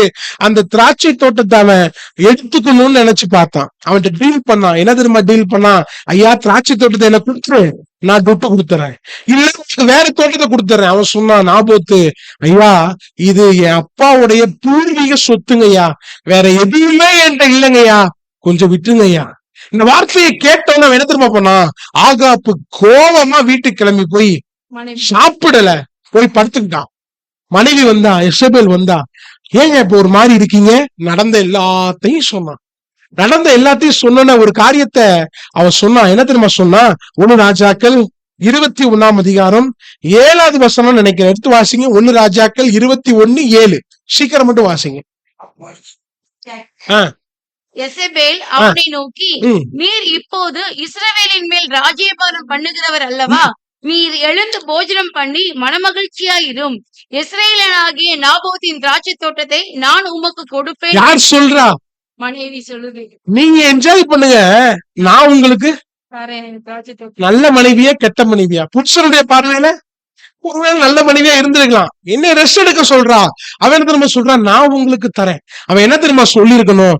ஏங்க நமக்கு அரண்மனை இருக்குங்க, நமக்கு நிறைய திராட்சை தோட்டம் இருக்குங்க, நமக்கு பதவி இருக்குங்க, பொருள் இருக்குங்க, எல்லாமே இருக்குங்க. ஆனா அந்த நாபோத்துக்கு அவன் பூர்வீக சொத்தாங்க அது. அவனுக்கு ஒரே ஒரு திராட்சை தோட்டம் தான் இருக்கு. நம்ம எதை வேணாலும் சம்பாதிச்சிருக்கலாம், விட்டுருங்களேன்னு சொல்லிருக்கணுமா சொல்லிருக்க கூடாதா? என்ன தெரியுமா சொன்னா? நீங்க அமைதியா இருங்க, நான் உங்களுக்கு கொடுப்பேன். இங்க தலைவர் யாரு? எசபேல் தான் தலைவர். நான் தான் உங்களுக்கு கொடுப்பேன், நான் தான் உங்களுக்கு கொடுப்பேன். இந்த ரோலை மாற்றும் போது பிரச்சனை வந்துருங்க. எப்பயுமே இந்த ரோலை மாற்றும் போது பிரச்சனை. தலைவர் என்கிற ரோலை மனைவி எடுக்கும் போது ப்ராப்ளம் வரதா செய்யும். என்ன தெரியுமா ஆச்சு? ஒரு லெட்டர் எழுதுறா, சீல் பண்றா, மூப்பர்களுக்கு எழுதி அனுப்புறா, உபவாசம்னு அறிவிக்க சொல்றா. அதுல என்ன தெரியுமா எழுதிருந்துச்சு? 40 வருஷம்னு எழுதி இருந்துச்சு. 2வது ஒரு பொய் சாட்சி 2 பேரை எழுப்புறா. அந்த பொய் சாட்சி 2 பேர் என்ன தெரியுமா சொன்னாங்க? என்ன தெரியுமா சொன்னாங்க? தேவனுக்கு விரோதமாகவும் ராஜாக்கு விரோதமாகவும் இந்த நாபோத் செஞ்சான் அப்படின்னு கல்லெறிந்து கொன்னாங்க. எனக்கு ரொம்ப வேதனை. அவன் என்ன தெரியுமா தப்பு செஞ்சான்? அவன் என்ன தப்புங்க செஞ்சான்? அவனை கல்லெறிந்து கொள்வதற்கு அவன் என்ன தவறு செய்தான்? உனக்கு ஆசை அந்த இடத்தை எடுத்துக்கணும், அதுக்காக என்ன பண்ணிட்டேன்? கல் எடுத்து கொண்டுட்டேன். அவனை கேட்க நாதி இல்லைங்க. நாபோத்தை கேட்கறதுக்கு ஒரு நாதி இல்லை. ஆனா என்ன தெரியுமா நடந்துச்சு? 1 ராஜாக்கள் 21:16-17 எடுத்து வாசிங்கன்னா பியூட்டிஃபுல்லான வசனம். வாசிங்களேன். செத்து போனதை ஆகாப் கேட்டபோது அவனுக்கு எப்படி இருந்திருக்கும்? மகிழ்ச்சியா இருந்திருக்கும். அவன் இஸ்ரவேலனாகிய நாபோத்தின் திராட்சை தோட்டத்தை சொந்தமா எடுத்துக்கொள்ளும்படி எழுந்து போனான். ஒரு துட்டு கொடுக்கலங்க, ஒரு பைசா கொடுக்கலங்க. அவனுக்கு ஆசையா அவன் மூதாதையர் கொடுத்த சொத்துங்க, அவன் சொந்தமா எடுத்துக்க போறான். வாசிங்க. வார்த்தை திஸ்பியனாகிய எலியாவுக்கு உண்டாயிற்று.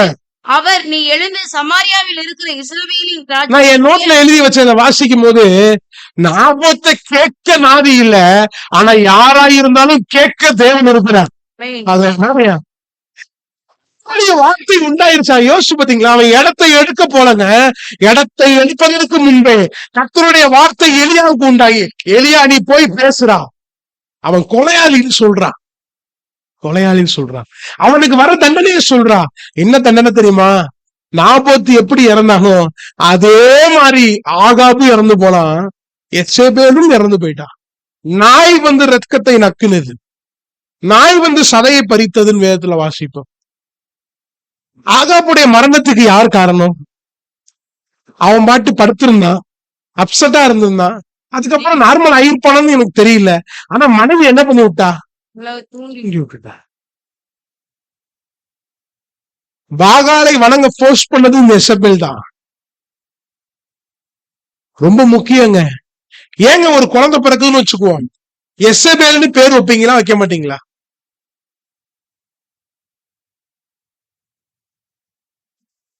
வைப்பீங்களா?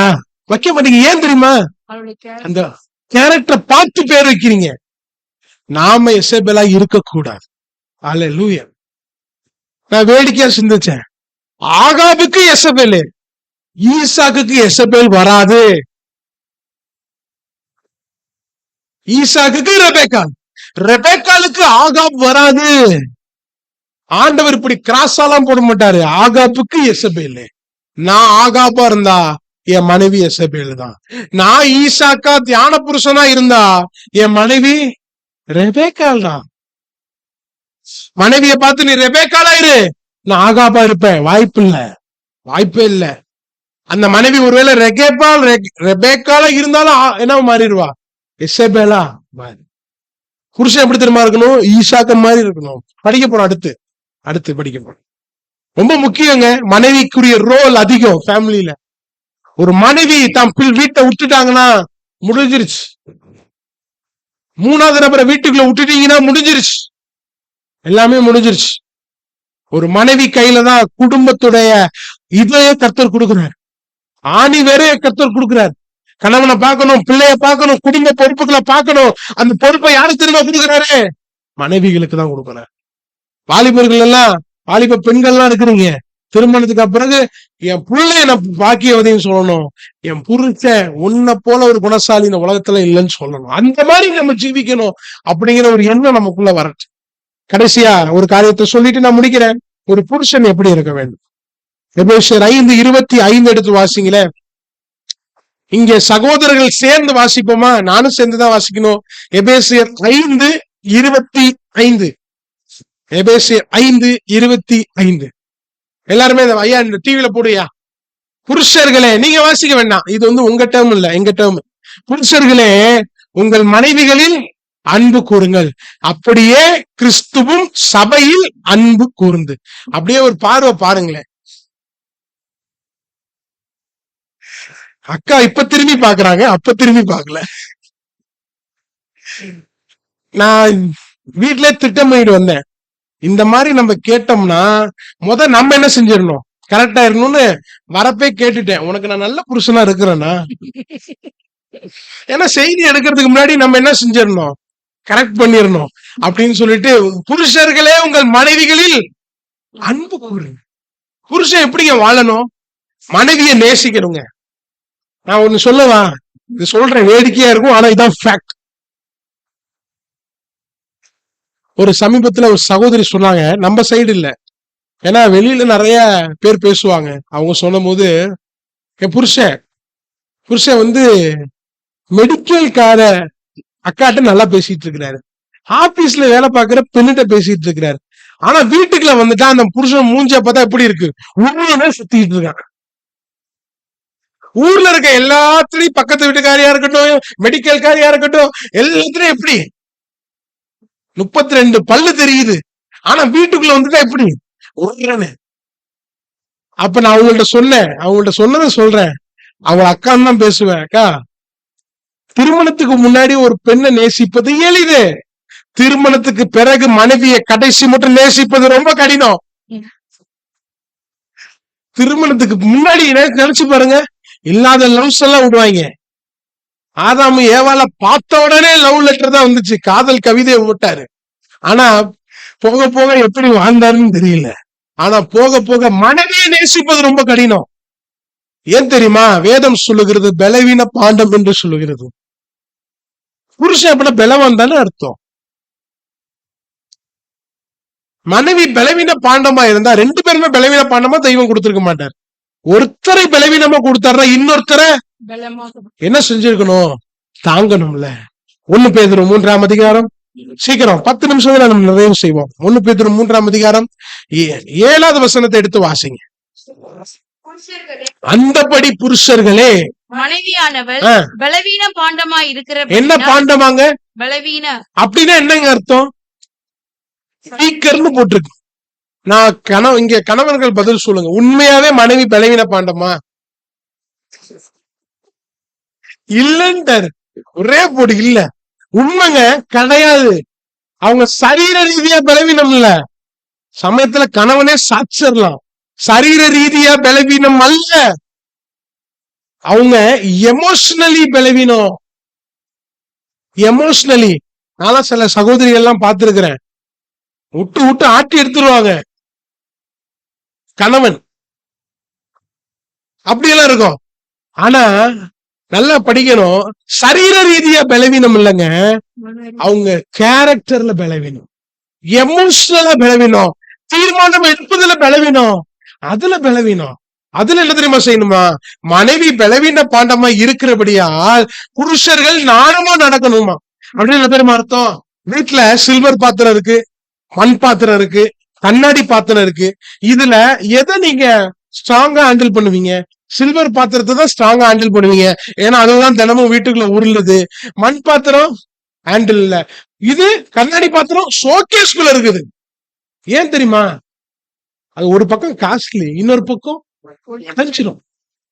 உடைஞ்சிரும். அப்ப இந்த கண்ணாடி பாத்திரம் மாதிரிதான் மனைவி. அப்ப கணவன்கள் எப்படி தெரியுமா நடத்தணுமா? விவேகத்தோட அவர்களோட வாழ்ந்து. அந்த வார்த்தை ரொம்ப முக்கியம், அவர்களுடனே வாழ்ந்து. நான் இப்படி நினைச்சு பார்த்தேன். யோபுவுக்கு எத்தனை பிள்ளைங்க? 10 பிள்ளைங்க. யோபுவோடைய குடும்பம் நல்ல குடும்பம் தான். 10 பிள்ளைய பெற்றிருக்கான் மனைவி கூட சேர்ந்து. அப்புறம் நல்ல லவ்வபிள் ஃபேமிலி. மனைவி எல்லாமே போச்சு. எல்லாமே போனோடனே மனைவி சொல்றா, தேவனை தூஷிச்சு ஜீவனை சொல்லிட்டா. பைத்தியக்காரி மாதிரி பேசுறேன்னு சொல்லிட்டாரு. திரும்பி எல்லாத்தையும் ஆண்டவர் 2 மடங்கா கொடுத்துட்டாரு. நான் சிந்திச்சு பார்த்தேன். 2 மடங்கா கொடுத்த பிறகு மனைவிய பார்க்கும் போது என்ன தாட்டு வந்திருக்கும்? அவ நீ பேசுறது தாட்டு வந்திருக்கும்ல. உடனே டைவர்ஸ் பண்ணானா? யோபு டைவர்ஸ் பண்ணாரா மிஸ்ஸஸ் நோவ? பண்ணலையேங்க. திருப்பி அந்த மனைவியோட வாழ்ந்து 10 பிள்ளைய பத்துக்கிட்டாரு.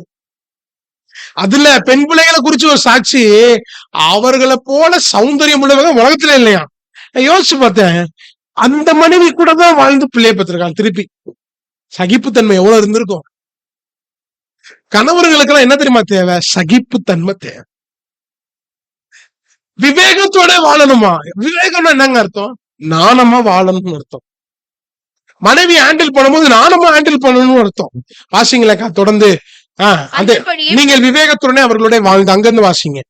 நீங்கள் விவேகத்தோட அவர்களுடனே வாழ்ந்து உங்களுடனே கூட அவர்களும் நித்திய ஜீவனாகி. இந்த வார்த்தை நல்லா அழுத்துங்க. உங்களுடனே கூட அவர்களும். அங்கேயுமா? ஒரு சகோதரன் வேடிக்கையா சொன்னாரு. ஃபேமிலியா ஜெபம் பண்ணிட்டு இருந்தாங்களாம்.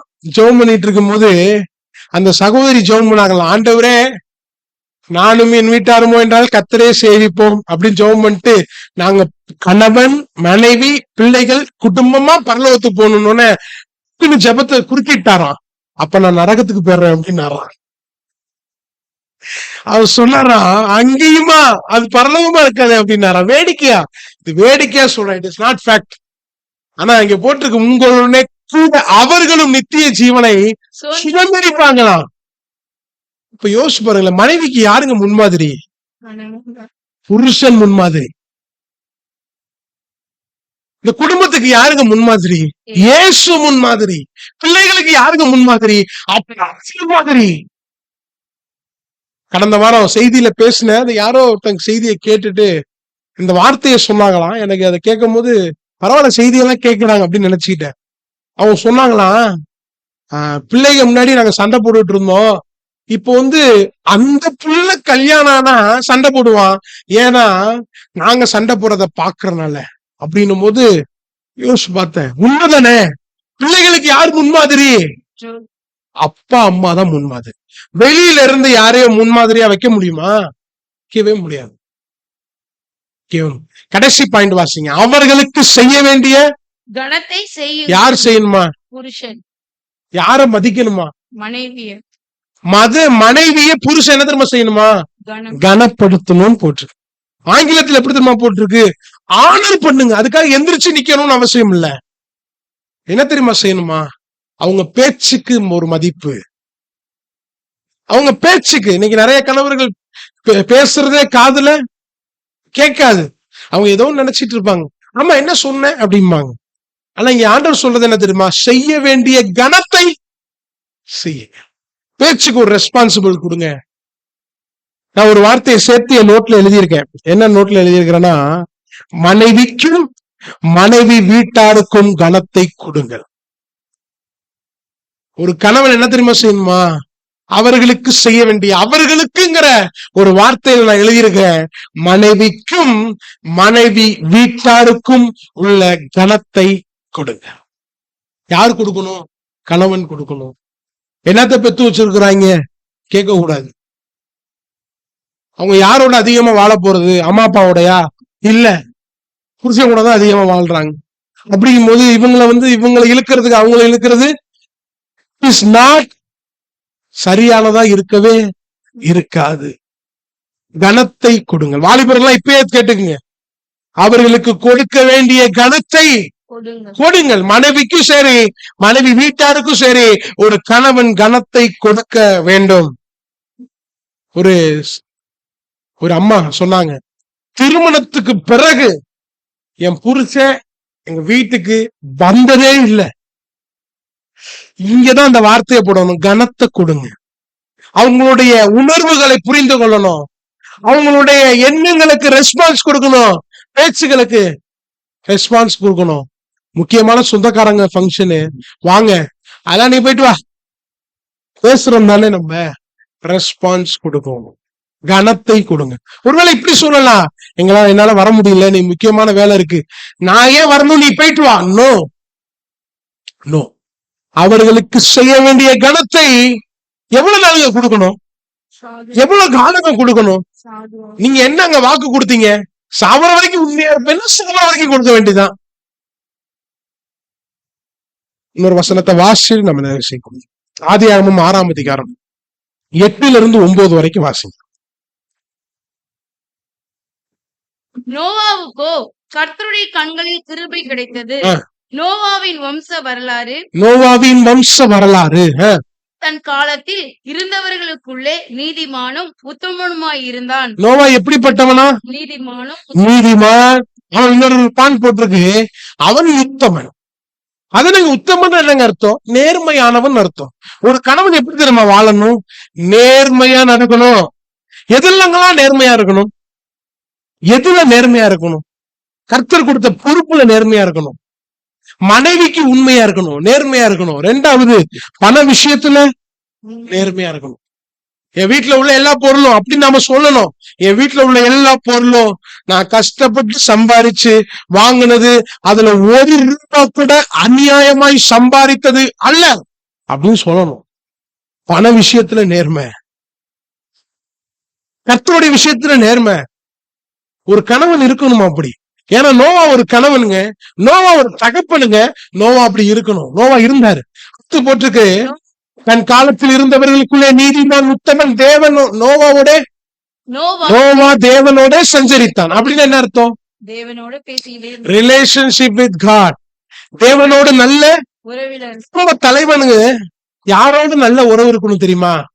தேவனோடு நல்ல உறவு இருக்கு.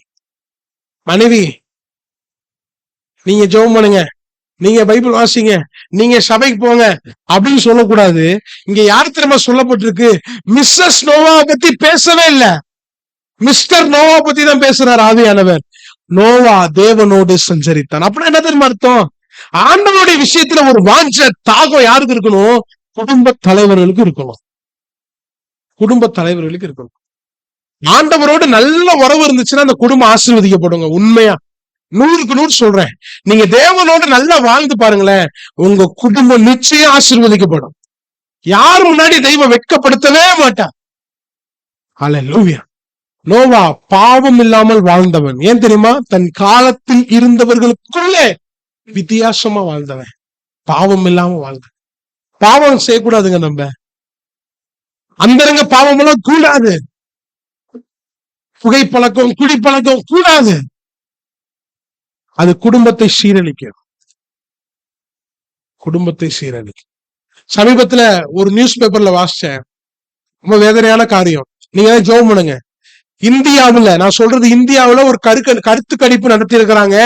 அந்த கருத்து கணிப்புல 80% ஆண்கள் திருமணத்துக்கு மீறிய உறவுல இருக்கிறாங்களாம். 80% ஆண்கள், அதாவது வேலை செய்யற இடத்துல கொலிக்ஸோட பழக்கமா இருக்கிறாங்கன்னு சொல்லி போட்டிருக்கு. தன் காலத்தில் இருந்தவர்களுக்குள்ளே நீதிமானும் உத்தமம். நான் நினைச்சேன் இந்த 20% கிறிஸ்தவங்க இருப்பாங்கன்னு நான் நினைச்சுக்கிட்டேன். ஒரு ஆமேன சொல்லுங்களேன். உண்மையா நடக்கணும்ல. நீதிமானும் உத்தமனும் நோவா தேவனோட சஞ்சரித்தான். ஒரு வசனத்தை சொல்லி முடிக்கிறேன், எடுக்க வேண்டாம். நோவாவுக்கு தெய்வம் ஒரு வேலையை கொடுக்கிறார். என்ன வேலை தெரியுமா? பேழைய கட்டு. பேழைய கட்டு. இவர் என்ன சொல்றாரு? ஓகே ஆண்டவரே. அவர் கொடுத்த இன்ஸ்ட்ரக்ஷன் என்ன தெரியுமா? கொப்பேர் மரம், அடுத்து 300, 50, 30 இந்த உயரத்துல எல்லாம் என்ன பண்ணு, கட்டு அப்படின்னு சொல்லிட்டாரு. நோவா என்ன தெரியுமா செஞ்சாரு? 301 கட்டல, 299 கட்டல, 51 கட்டல, 49 கட்டல, 31 கட்டல, 29 கட்டல, அப்படியே செய்தான். இதோட இன்னொரு ஆச்சரியமான விஷயம் என்ன தெரியுமா? சகல ஜீவ ஜந்துகளையும், நாட்டு மிருகம், காட்டு மிருகம் எல்லாத்தையும் ஒவ்வொரு ஜோடா எடுத்துட்டு பேழைக்குள்ள கொண்டு போ அப்படின்னு சொன்னாரு. அதுக்கு ஒரு வார்த்தை கூட சொல்லலைங்க. நான் யோசிச்சு பார்த்தேன், எல்லாரும் ஒவ்வொரு ஜோடுனா மரங்கொத்தி பறவை வந்திருக்குமா இல்லையா? மூஞ்சூர் உள்ள வந்திருக்குமா இல்லையா? எல்லாமே சகல ஜீவராசின்னு போட்டிருக்கு.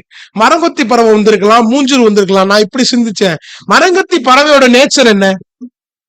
கொத்திரும்ல. அது கொப்பேர் மரத்தை என்ன பண்ணிருக்கலாம்? டச் பண்ணிருக்கோம். ஆனா டச் பண்ணல. என்ன தெரியுமா அர்த்தம்? நான் நினைக்கிறேன், கற்பனையா நினைக்கிறேன், அதை பார்த்துக்கிட்டே இருந்திருப்பான். டச்சு கிச்சு பண்ணிராத, நீ ஏதோ பண்ணினா உள்ள மூச்சூர் என்ன பண்ணிருக்கோம்? வந்து போடுமா இல்லையா? டக்குன்னு ஏதாவது சத்தம் வந்துச்சுன்னா பார்த்திருப்பான். டக்கு டக்குன்னு போய் பொறுப்புள்ளதுங்க குடும்ப தலைவன். நோவா ஒருத்தனால அவன் குடும்பமே பாதுகாக்கப்பட்டுச்சான். நோவா, மிஸ்ஸஸ் நோவா, நோவாவுடைய பிள்ளைங்க 3 பேரு, சேம் காம் யாபேத், அடுத்து அவங்கள கல்யாணம் பண்ணி வந்த மருமக. நான் யோசிக்கிறேன், 8 பேரு பாதுகாக்க காரணம் யார் தெரியுமா? நோவா ஒத்த மனுஷங்க. அவன் என்னங்க அப்படி ஸ்பெஷலா இருந்துச்சு? தேவனுக்கு கீழ்ப்படிந்தான். ஆண்டவர் சொல்லுவாரு, நீ சாப்பாடெல்லாம் எடுத்துட்டு போ. எத்தனை நாள்னு சொல்லல. ஒருவேளை நோவா இடத்துல நான் இருந்திருந்தானு பல கேள்வி கேட்டிருப்பேன். ஒரு கேள்வி என்ன தெரியுமா? ஏன் கொப்பேர் மரத்துலதான் போடணுமா?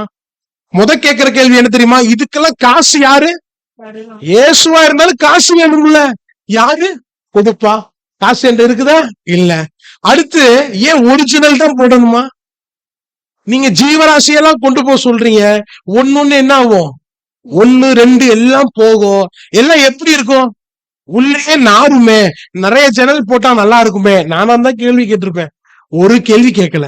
சாப்பாடு எடுத்துக்கன்னு சொன்னாரு, எத்தனை நாளைக்குன்னு சொல்லல. எத்தனை நாளைக்குன்னு சொல்லலங்க. எத்தனை நாளுங்க உள்ள இருந்தாரு? மழை எத்தனை நாளுங்க பெஞ்சிட்டு? 40 நாள். எத்தனை நாள் உள்ள இருந்தாரு? தண்ணி வத்த எத்தனை நாள் ஆச்சு?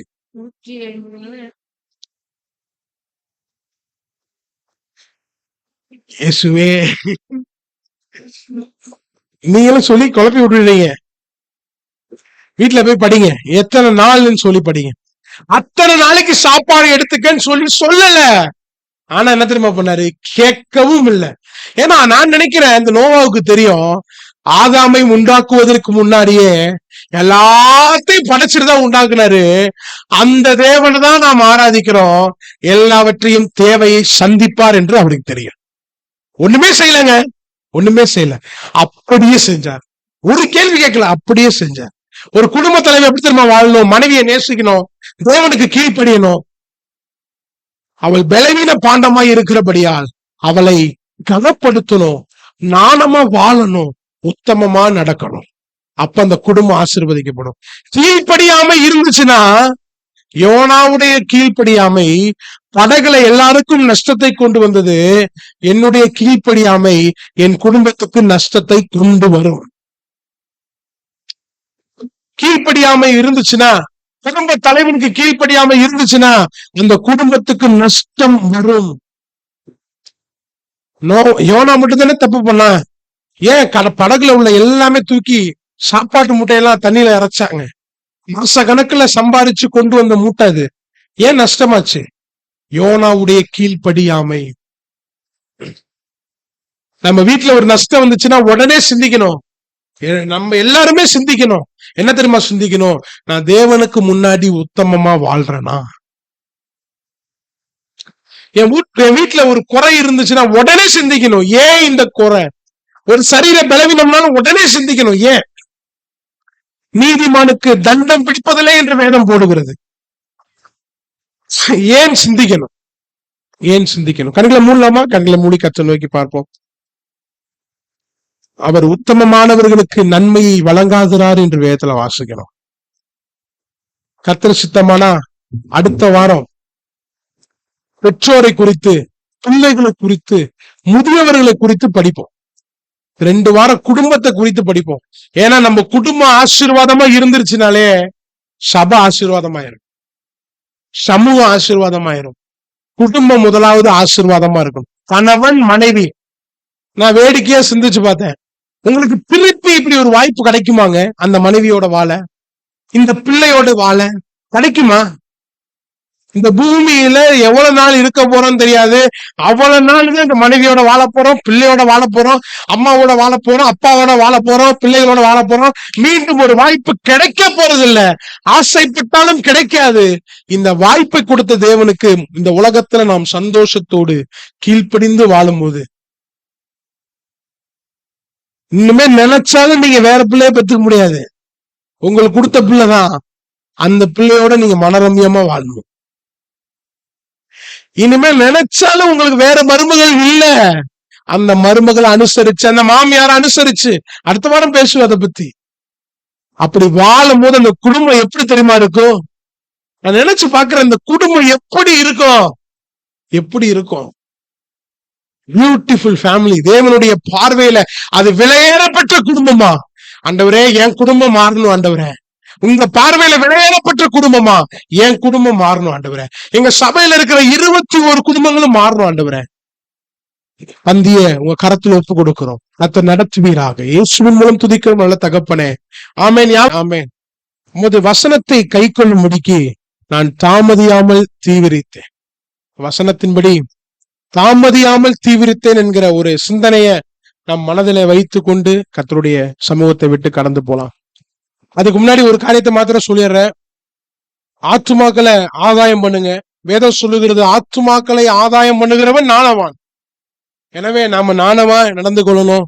ஆதாயம் பண்ணுங்க. அநேகரை போய் பாருங்க. பார்க்கணும்னா சொல்லுங்க, எப்ப வேணாலும் பார்க்கலாம். நிச்சயமா நம்ம கர்த்தருக்கென்று ஒரு கூட்டத்தை நிச்சயம் ஆதாயம் பண்ண வேண்டும். சாட்சி சொல்வதற்கு ஆயத்தமா வாங்க. கர்த்தர் சித்தமானா நாம் உயிரோடு இருந்தோம்னா, அவருடைய வருகை தாமதிச்சுன்னா ஜனவரி 1ஆம் தேதி சாட்சி சொல்வதற்கு ஆயத்தமா வாங்க.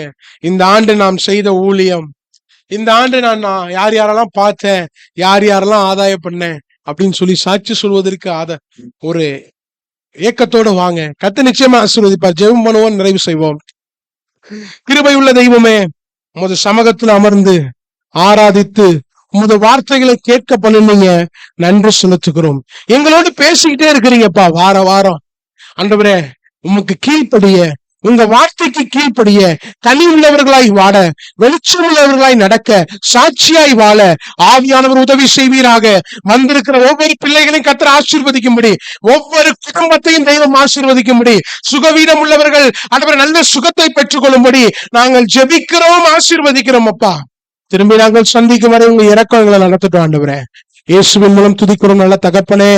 ஆமென். எல்லாரும் சேர்ந்து சொல்லுவோமா? என் ஆத்துமாவே கர்த்தரை ஸ்தோத்திரி, என் முழு உள்ளமே பரிசுத்த நாமத்தை ஸ்தோத்திரி. என் ஆத்மாவே கர்த்தரை ஸ்தோத்திரி. கர்த்தர் செய்த சகல உபகாரங்களை ஒரு நாள் மறவாதே. ஆமென். பிதாவாகிய தேவனுடைய அன்பும் கர்த்தராகிய இயேசு கிறிஸ்துவினுடைய கிருபையும் சமாதானமும் பரிசுத்த ஆவியானவருடைய அந்நிய ஐக்கியமும் உங்கள் அனைவரோடும் கூட என்றென்றைக்கும் இருப்பதாக. ஆமென், ஆமென், ஆமென். God bless you. Praise the Lord. God